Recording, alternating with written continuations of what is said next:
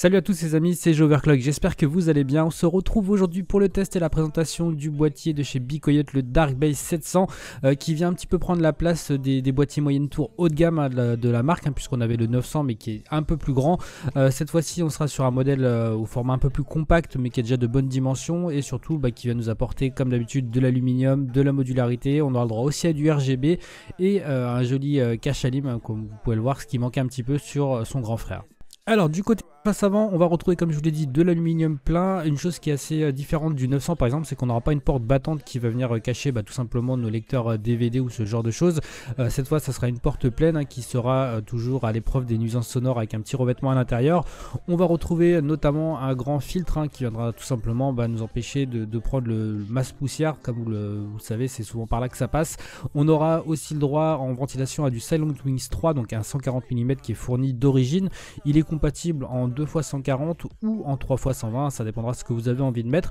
Donc voilà, ça reste quand même assez sobre, mais on a quelque chose qui est quand même un petit peu plus dans l'air du temps, on va dire, surtout si on se concentre sur le dessous, qui est tout simplement un petit connecteur pour le RGB, puisque ce boîtier est équipé d'RGB et c'est une chose un petit peu nouvelle, en tout cas chez BeeCoyote. Pour la connectique sur la façade avant, on va retrouver notamment deux USB 3.0, le petit bouton d'éclairage, je vous le montrerai pour tout ce qui est RGB. On va retrouver aussi la LED d'activité, le bouton power, les entrées sorties audio. On va retrouver aussi l'USB 3.1 type C, donc ça c'est très bien pour un boîtier haut de gamme. Je pense que c'est encore une fois, comme je vous l'ai dit, un peu dans l'air du temps. On retrouve aussi un petit Rébus avec 4 positions, une position auto et ensuite 1, 2, 3, donc ça sera à voir suivant vos besoins en tout cas. Donc ça c'est plutôt agréable. Et sur le top on va retrouver de l'aluminium, donc on va rester sur quelque chose de lisse, de simple, d'épuré, comme le fait d'habitude BeeCoyote sur ses boîtiers.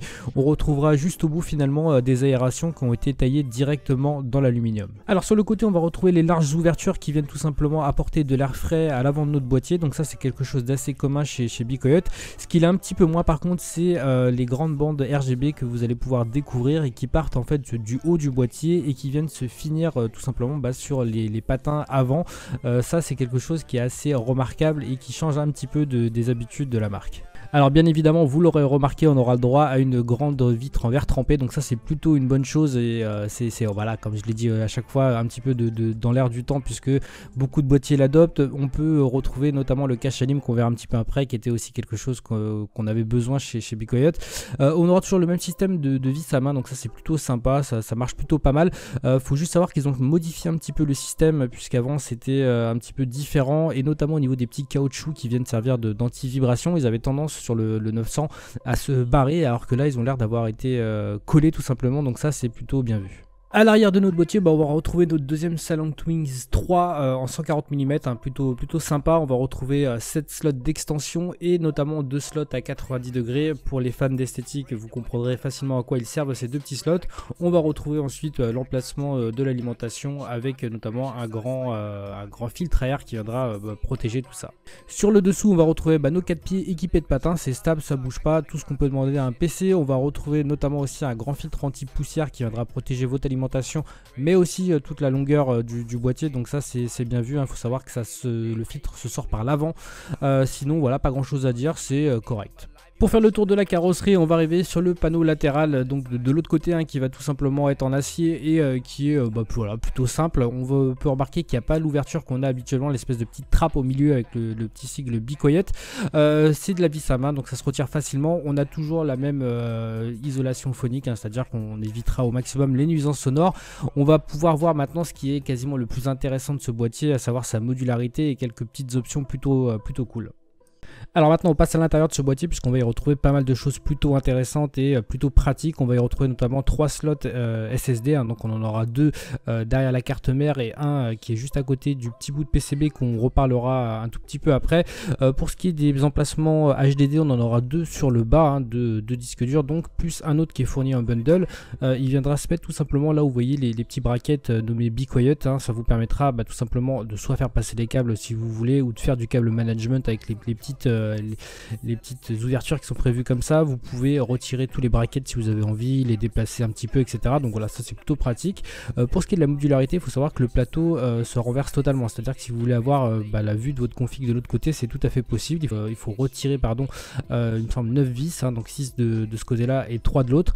Et on verra ça aussi dans une prochaine config, que je vous ferai une vidéo un petit peu particulière où justement on inversera tout. Quoi qu'il en soit, voilà, c'est un boîtier qui est entièrement modulaire et quand même assez pratique. Alors comme vous l'avez vu, ce petit bout de PCB va nous servir forcément à la gestion de la ventilation bien évidemment, mais aussi du RGB, hein, puisqu'on aura notamment 2 rails, hein, qui vont vous permettre de gérer suivant 2 modes, hein, en mode silence ou en mode performance. Donc ça c'est plutôt pas mal. C'est là où, donc, comme je vous l'ai dit, toute la gestion du RGB se fera. On a même une connectique, hein, pour des bandes de LED par exemple. Donc ça c'est un gros point fort sur ce boîtier. Alors à l'intérieur de ce boîtier, on va bien évidemment profiter de tout ce qui se fait de bon actuellement. On aura tous les formats de carte mère qui vont être acceptés. Pour ce qui est des ventilateurs, vous savez qu'on a 240 mm, donc les Salon Twins 3, un à l'avant et un à l'arrière. On pourra en rajouter 2 à l'avant, hein, donc 240. On pourra avoir 340 ou 320 sur le dessus et un 140 ou un 120 à l'arrière.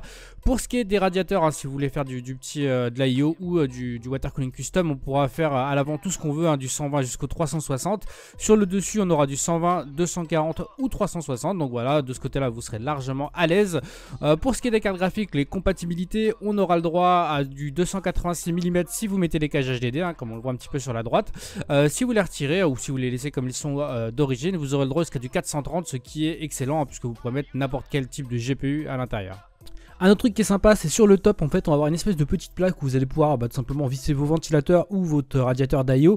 Et ce qui est plutôt bien, c'est qu'on peut le retirer vers nous, hein, donc tout simplement on le dévisse, on le tire vers nous et on peut faire l'entretien très simplement finalement de notre système de refroidissement. Alors le cache alim, c'est effectivement quelque chose de très important, qui n'est pas non plus quelque chose d'exceptionnel en soi, puisque beaucoup de boîtiers en comportent, mais chez BeeCoyote, notamment sur les boîtiers très haut de gamme, hein, comme le 900 Pro qui coûtait plus de 200 et quelques euros, on n'avait pas de cache alim. Et c'était un petit peu à mon avis une faute, puisque voilà, c'est plutôt esthétique, ça cache un peu tout le bordel.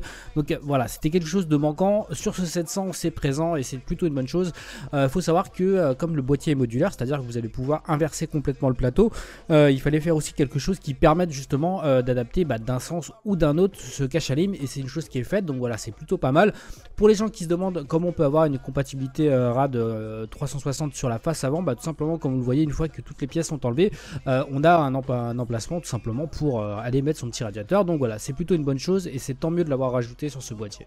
Alors maintenant, si on regarde du côté du rétroéclairage, hein, du RGB, c'est plutôt sympa. Vous allez avoir un mode où vous allez avoir toutes les couleurs, hein, tout le panel de couleurs qui va tout simplement défiler une par une. Sinon, vous pouvez garder une couleur soit fixe, hein, c'est vous qui choisirez, soit une couleur en respiration. C'est à dire que si vous prenez comme moi le violet par exemple, soit vous avez le violet fixe, soit vous avez le violet qui va tout simplement s'allumer et s'éteindre. Voilà, c'est plutôt joli, c'est plutôt esthétique, en tout cas si vous aimez le RGB.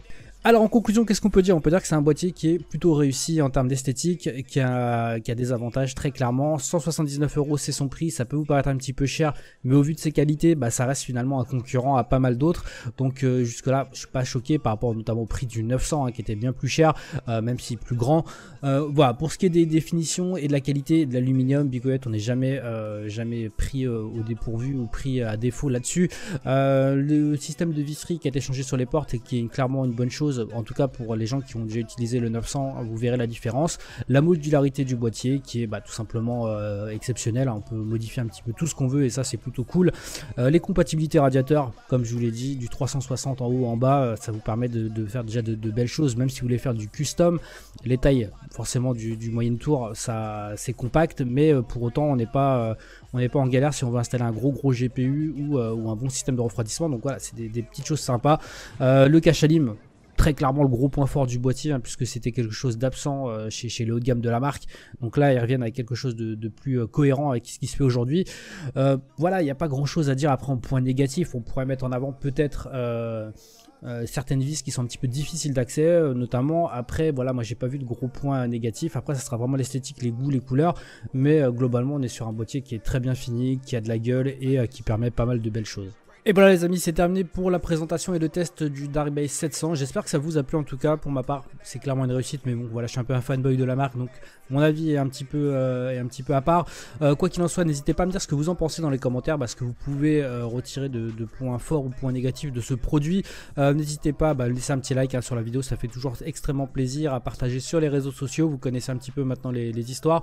Quoi qu'il en soit, il ne me reste plus qu'à vous souhaiter de passer une très bonne journée. Amusez-vous bien. Ciao ciao tout le monde.